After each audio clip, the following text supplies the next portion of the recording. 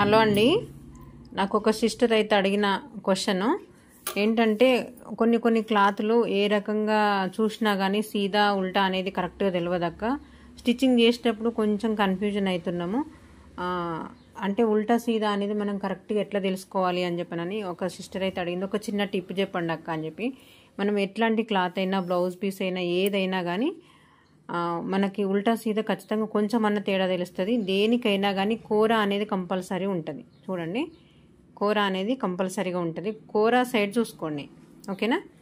కూరకి ఉల్టా సైడ్ చూస్తే ఇప్పుడు మనకి క్లాత్ మనకి కొంచెం లైట్ కలర్ కనిపిస్తుంది. మీరు ఎక్కడ చూసినా తెలిసినా తెలియకపోయినా ఇక్కడ కూర దగ్గర మాత్రం ఖచ్చితంగా తెలుస్తుంది. ఇక్కడ లైట్స్ ఈటేమో లైట్ కలర్ కనిపిస్తుంది.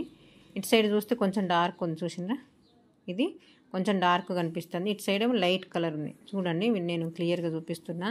ఇట్లా చిన్న చిన్న టిప్స్ తోటి మనము ఇది ఒకే లెవెల్గా కట్ చేసుకోవాలి. ఇప్పుడు కటింగ్ చేసుకుంటప్పుడు ఇది ఒక బ్లౌజ్ అనుకోండి.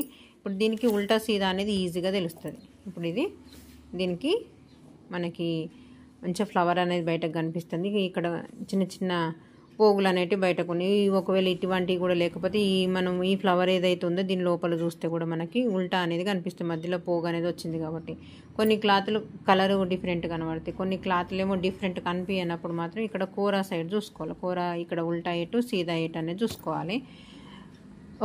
ఇదొకటి. దీంతో పాటు మనం కటింగ్ చేసేటప్పుడు బ్లౌజ్ కానీ డ్రెస్ కానీ కటింగ్ చేసేటప్పుడు ఒకే ప్రాసెస్లో మీరు కట్ చేసుకోండి. అంటే ఉల్టాగా కట్ చేస్తున్నారా మెయిన్ ఫ్యాబ్రిక్ ఫస్ట్ ఒక్కసారి చూసుకున్నారు అనుకోండి. కూర దగ్గర ఉల్టా పైన కట్ చేస్తుండ్రా సీదా పైన కట్ చేస్తురా అనేది ఒకటి మైండ్లో ఫిక్స్ చేసుకోండి.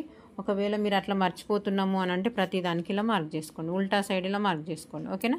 వీడియో నచ్చితే లైక్ చేయండి. మరిన్ని వీడియోస్ కోసం మన ఛానల్ని సబ్స్క్రైబ్ చేసుకోండి. థ్యాంక్ యూ అండి.